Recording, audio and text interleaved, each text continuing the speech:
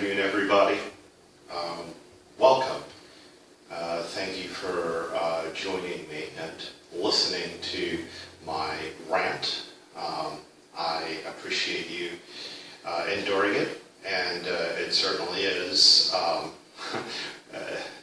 something to endure when somebody is sounding off. And what I'm going to be sounding off about today is the midterm elections. But before I get into that, I did want to acknowledge that daylight savings time has ended. You know, I don't really know when it begins and when it ends. I've never been able to figure that out. But I believe daylight savings ends when the days are shorter, which means you fall back an hour when daylight savings ends. The only thing that I have been able to learn is you fall back in the fall and you spring ahead in the spring. So that's how you could figure that out. And there's also a methodology to figure out whether there's 30 or 31 days in a month. You use your fist and you go counting down the knuckles, you match them up to months. I'm not sure how that works. That I never figured out. But I did figure out fall back in the fall, spring forward in the spring. So, but I don't know if daylight savings is ending or beginning. You know, Florida, I think, has done away with daylight savings time, but I think they need permission from the federal government to actually implement it. So for now, Florida is one of the states that still fallbacks and fall springs ahead in spring.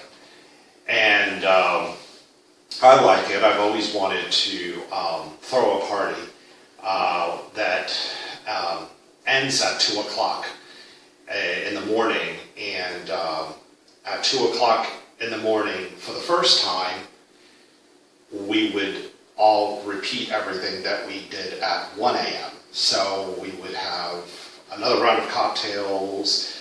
You get the idea. It sounds like a novel idea, but you know, I usually can't get friends to agree to do the things that I want to do. So I don't even try to do that. But you're welcome to use my idea, and I'd also be happy to attend your little soiree, should you ever do that. So anyway, let me go ahead and move forward, and let me talk to you about the midterm elections. You know, it's a very polarizing event for American citizens. Everybody tends to take a side, whether it be right or left, and red or blue, however you want to look at it. And then there's a few people in the middle that tend to decide for us because they want it their way, we want it our way. So it's usually the people in the middle that tip the scales one way or the other. And for a long time, the media has been promoting a blue wave, which means the Democrats are poised to take control of the House of Representatives, at least right now. The two branches of government are in Republican control. The executive branch, which is the presidency, and Congress, which consists of the House of Representatives and the Senate. So they were talking about a blue wave, and as we approach closer and closer to Election Day, which is going to be this Tuesday, just a couple of days away, that lead that they had has vanished, and that's happened for a lot of reasons. They keep, I guess, they've backed off a little bit over the whole immigration issue. They're really not. They don't seem to be taking sides so much, you know. The president is definitely taking sides. He's saying immigration has got to be stopped. There's a caravan coming. I'm going to send, you know, military to the border, and they're not going to be allowed in. So that's taking a side. The Democrats not really taking a side. So you're left to wonder, well, what are they going to do? At least I don't really see them taking sides. There's a lot of people in the media, you know, empathizing with the people coming here. But I don't want to make this too much about immigration because I've been talking about that a lot. I really want to make this more about the Florida elections. because there's some statewide races that are going to be decided on election day as well, and that is the Senate and governor. And there's also a lot of amendments that Florida voters have to vote on, and there are almost a dozen. And one thing that I want to comment on is early voting. I don't recommend early voting. There was a time where, back in the days when life was harder and we didn't have as many conveniences, we only have election day, that's it, to vote, all right? And you didn't get out of work. I mean, it's not a holiday. You don't get to take the day off. The only accommodations were that polls open, I believe, as early as 7 o'clock in the morning. I'll never go before work. There's just no way I'll do that. I'm not an early bird. And then the polls closed at 7 o'clock at night, And I would usually vote after work. But now you can vote early. And I went ahead and already voted last Sunday. And then during the week, I was like, oh my God. I just found out something more about one of the amendments I voted on that I didn't know about. And it's too late to change your mind, isn't it? I believe it is. And I haven't even researched it further. I just saw something that didn't sound good. And I was like, you know what? There's nothing I can do about it, so forget it, whatever. But it made me think, maybe it's not a good idea for us to vote early, because we're still learning about the candidates and the amendments, and there is more that can come to light right before election day. They call them October surprises, right? So we really need to give ourselves time in case we change our minds on an issue. And so now I can't go back, and I'm just left to wonder, was that the right thing to do or not? It may have not been, well, never mind, I won't get into it. Let me go ahead and talk specifically about the big races between the gubernatorial candidates and the Senate candidates. All right, I don't have a lot to say, but, I, at one time, was a registered Republican. I no longer am, so I didn't get to vote in the primaries. I did go and vote, but I didn't have the opportunity to choose either the Democratic candidate, which, let's talk about the gubernatorial race. That turned out to be Andrew Gillum, mayor of Tallahassee, or Congressman Ron DeSantis. I didn't get a chance to vote for them or their opponents because I'm an independent, and in Florida, in some states, I believe you can vote for either candidate, any of the candidates, any of the Republican candidates that are running in the primaries, and any of the Democratic. And I kind of like that, but you're not affiliated, and then you're choosing a group of people's candidate. It doesn't seem quite right in a way. But it does lend some interest to the whole process. So I didn't vote, but I wasn't really following the Democratic primary because I tend not to agree with their platform.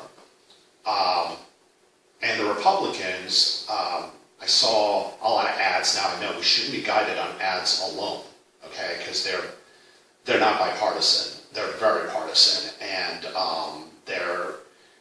they are emotional, and they try to cater to our fears, and that is not the way to vote. We need to vote based on the facts, all right, and what we think is best for our community and ourselves and our family. So anyway, I did like early on, I think he was the Department of Agriculture. He headed up that department. His name is Putnam. I don't remember the first name. It doesn't matter really. But he seemed really aggressive, and kind of like that, and seemed fearless. He didn't mind aligning himself with the president, who is very popular here among his base, but very unpopular there. So it was kind of risky to do, and he did it. And he was doing it early on when the president's popularity wasn't as high as it is now. And there was actually a lot of polls saying it was like in, 30-something, which is really low back then. So anyway, he did that, and I liked that. He seemed fearless. I like that. And aggressive, I like that. Because I see that's what it takes to win. That's how President Trump won, right? By being very aggressive and not backing down and just speaking his mind and saying whatever. I think a lot of people respect that. So that was a little approach out of Donald Trump's playbook, it seemed. But the other candidate that seemed popular in the primaries was Ron DeSantis, who I've known for quite some time. He has appeared on numerous panels on the Fox News channel, and I've watched him speak, and he seemed like a nice guy. I didn't know too much about him. I don't think he represents my district, but he is a congressman from here in Florida. Seemed fine. I don't have a problem with him. But when I would hear him speak on these panels now, granted he may have been there for a specific purpose to discuss a specific topic, but he was not being asked on to talk about his candidacy, and nothing ever came up. And I wasn't seeing any ads. And I was like, does this guy really want to be the governor, the next governor of Florida? I just don't see a passion for it. Now, Andrew Gillum, on the other hand, seems passionate and everything. But here's the problem I have with Andrew Gillum.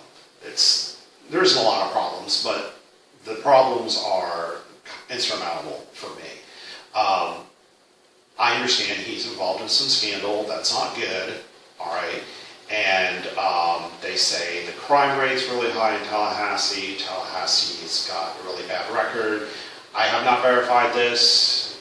Maybe that may not very well be true, all right? Maybe it's being spun. You have to live in Tallahassee to really be able to judge Andrew Gillum, or just do a lot of research, which I haven't done because, again, there's other things that bother me. The scandal is troubling. They are saying that he got free tickets to the play Hamilton, and they're like $1,000 tickets. And in exchange, he gave this person some type of contract to do work in the city of Tallahassee. And I think they were posing as a contractor. They weren't really a contractor, and that's how this came to light. But there's evidence of it. There's like text messages going back and forth. And it just makes me think, okay, this is another crooked Hillary type politician. All right, quid pro quo. You do this for me, I'll do this for you. And, it's all to, line his own pockets and get freebies and do what's good for him, when he should have been doing what was in the best interest for the people of Tallahassee. What if that was really a contractor who says, I want to, build these roads in Tallahassee or something? I don't even know if mayors are responsible for that type of contracting, but let's just, for the sake of example, let's just say, the person may offer him a kickback in exchange for the job, but they may not be qualified to do the job. They may be the worst in the business. But yet he may give the person that job to do because they're doing him, meaning Andrew Gillum, favors. So it's wrong. That's exactly what we don't need in politics, is corruption.